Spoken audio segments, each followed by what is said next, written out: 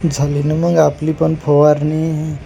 हे बघा गाईस, आपण नाही का फवारणी करत आहे आणि पाणी पडलं म्हणून आपण थोडं लेट फवारणी केलेली आहे. तर राम राम मंडळी, स्वागत आहे आपल्या छोट्याशा मिनी ब्लॉगमध्ये.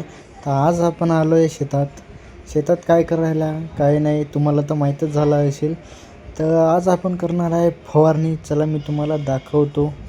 हे आपली आई आहे आणि हे आपली कापूस.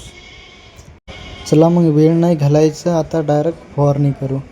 हे घेतलं आपण औषध आणि एक दुसरं आहे तुम्हाला मी सांगतो, याचं उत्पादन काय होते ते नंतर सांगतो. मग हे घेतलं आपण कॉन्फिडोर. हे आपण मारत आहे की किडे वगैरे बसले नाही पाहिजे म्हणून आपण मारत आहे. हायड्रोप्रो हे जर मारलं याला नाही का वाढ पण होते आणि जे आपण फूल वगैरे राहते ते चांगले येते. हे आपण मारत आहे 25 ते 26 मिली मारत आहे आपण.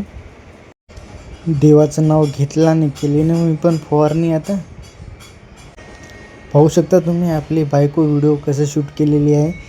मी कुठे आहे ना आपला व्हिडिओ अँगल कुठे आहे त्याला पण माहीत नाही आणि मला पण माहीत नाही. जसं आहे तसं टाकत आहे आपण. ॲडजस्ट करून घ्या थोडं. मग हे आपण लगेच वापस गेलो ना. मग आता थोडंसं राहिलं मग आपण जाऊ ना घरी जाऊन मस्त निवांत आता टी व्ही पाहायचं आणि झोपायचं. आपल्याला काय आता काम नाही. बस आता हे आपला पंपा संपला. हे आपण आलो पाणी भरायला. पाणी भरू आणि डायरेक्ट घरी जाऊ.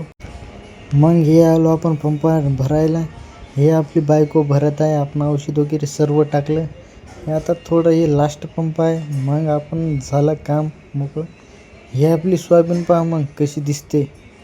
कमेंटमध्ये नक्कीच सांगा तुम्ही कशी दिसते आपली सोयाबीन. चला मग हे आपण इथून पाणी घेतो.